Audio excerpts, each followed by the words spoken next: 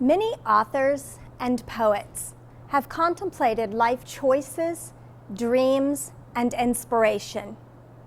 Henry David Thoreau said, "If one advances confidently in the direction of his dreams and endeavors to live the life which he has imagined, he will meet with a success unexpected." All of you have advanced in the direction of your dream, and today you have proven that you can meet with success. In life, when there is something to celebrate, you should celebrate. So today, we celebrate you, your dreams, and your success. Graduates, you have proven to everyone that you can achieve your goals.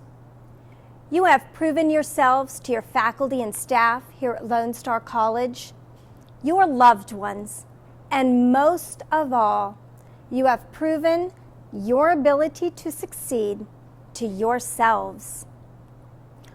Look around you and fill your life with these people who helped you succeed, people who pushed you to dream and go after that dream. Because you have proven to all of them that you can dream, set a goal, and achieve it, you, the class of 2016, are the dreamers and the doers. Today, graduates, marks the day that you know something more about yourselves. You know that you can break down barriers and achieve your goals. That is who you are. You are the people who faced struggles, pushed past them, and achieved an education. You are the people who stayed up late night after night getting your papers and projects done. You are the people who worked 2 jobs to support your family while you were going to school. You are the people who have earned your degree or certificate. I want to share some stories of people like you who had dreams and who, like you, overcame challenges to achieve those dreams. When considering the dreams to tell you, I thought about the inspirational people that we often study in our English and history classes. For example, we study Frederick Douglass, born into slavery in the early 1800s, who struggled to get an education. He used to trade bread for knowledge, asking other children to teach him how to read and write. Douglass did what he needed to do in order to achieve his education, and more than he ever dreamed. He went on to become an eloquent speaker, writer, abolitionist, and eventually became the first African American ever nominated for Vice President of the United States. His story inspires others to achieve an education. In our classes, we learn about people such as Malala, a Pakistani woman who stood up for her right and other females' rights to receive an education. At the age of 15, because she said women should have the right to go to school, she was shot in the face by a Taliban gunman trying to silence her fight for educational equality for girls and women in her country. After her recovery, Malala continued and continues today to speak out, fighting for both children's and women's rights. And for this, she has become the youngest recipient ever to receive the most prestigious peace prize in the world, the Nobel Peace Prize. She has been called one of the 100 most influential people in the world over the course of 3 different years. And her country, Pakistan, passed their first law ensuring women's right to an education, all due to Malala's efforts. We honor those who fight to achieve an education. Of course, everyone fights in her or his own way to get an education. We all did. I know I did. You may be surprised to know that many of your professors and faculty struggled. Many of us are the first people in our family to speak English, to go to college, to earn a degree or a certificate. Some of us had to overcome bad grades in high school. Some of us raised children while attending college. Some of us worked 2 or 3 jobs while going to school. We are just like you. So what did it take for all of us to get an education? Graduates, what kind of struggles did you face to be here today? What sacrifices did your loved ones make for you to be here today? Your family and loved ones did sacrifice. So graduates, join me now in thanking your families.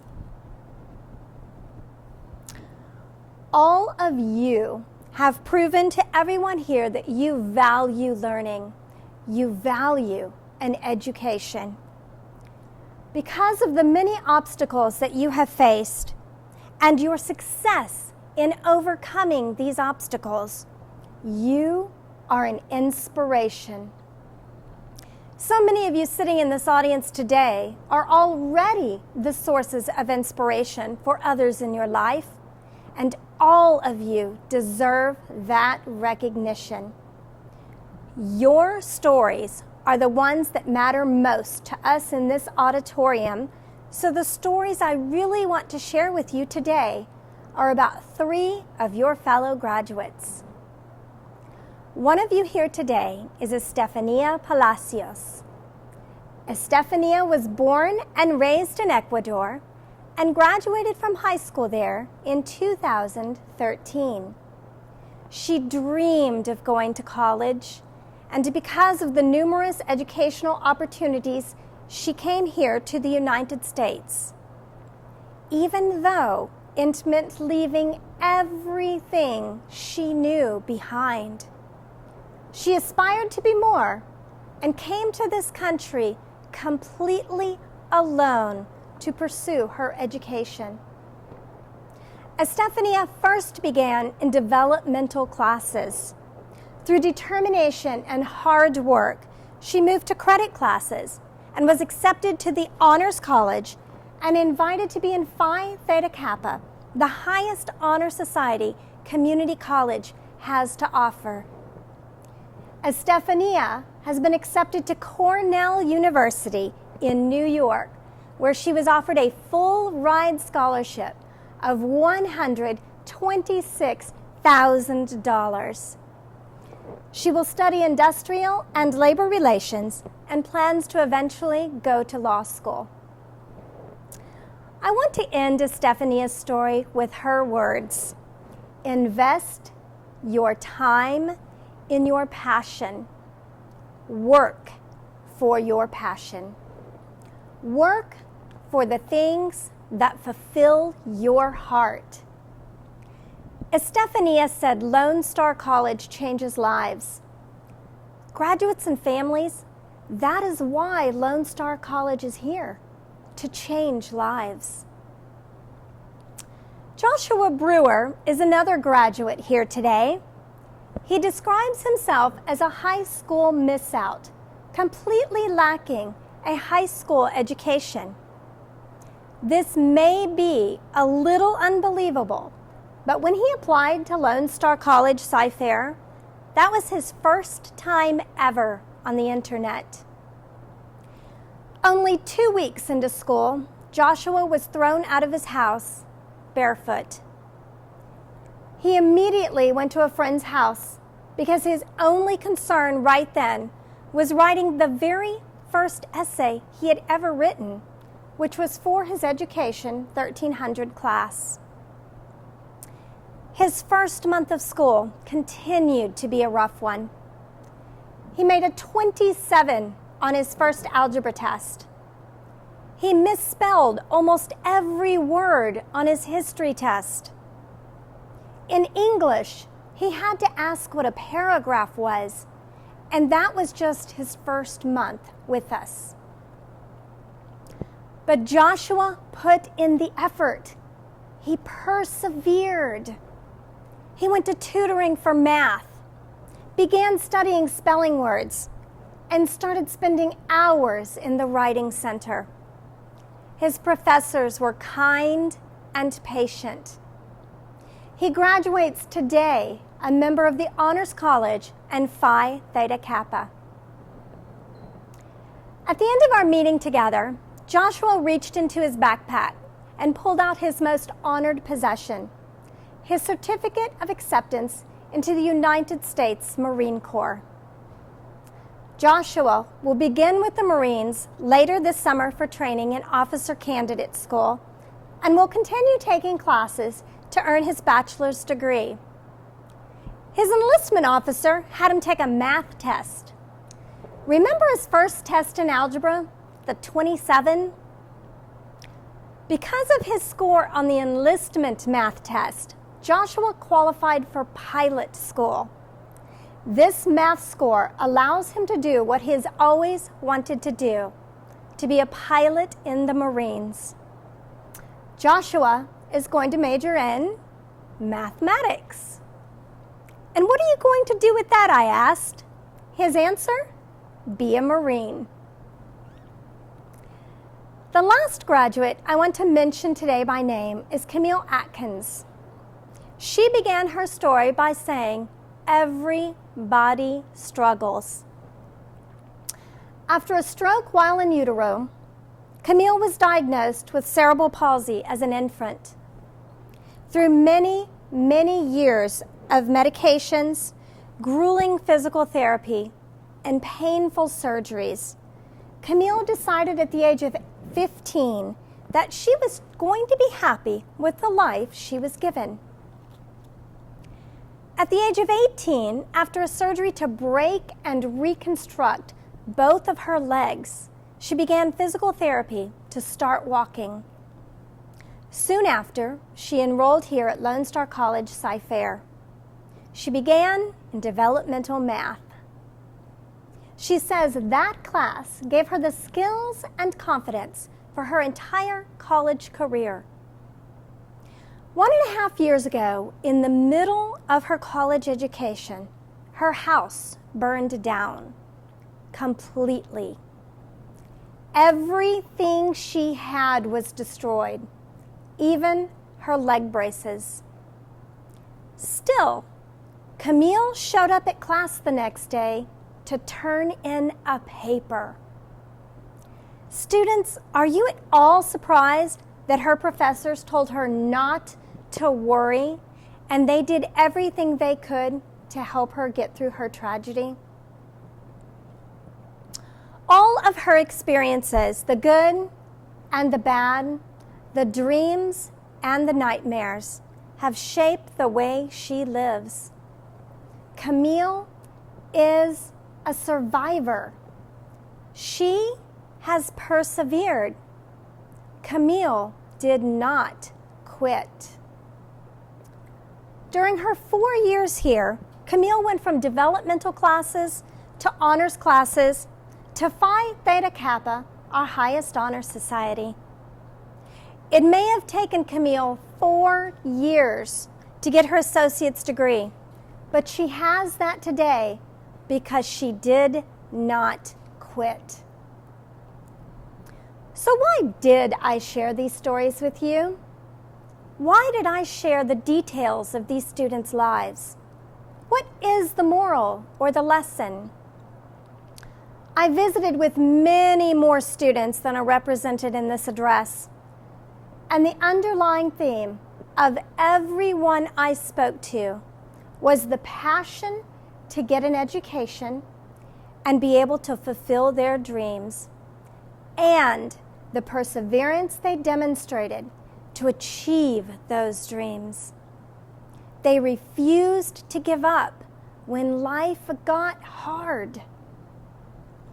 It took all of these people, real effort, hard work, determination, courage, time, and even sacrifice to get where they did, as it did for all of you to be here today.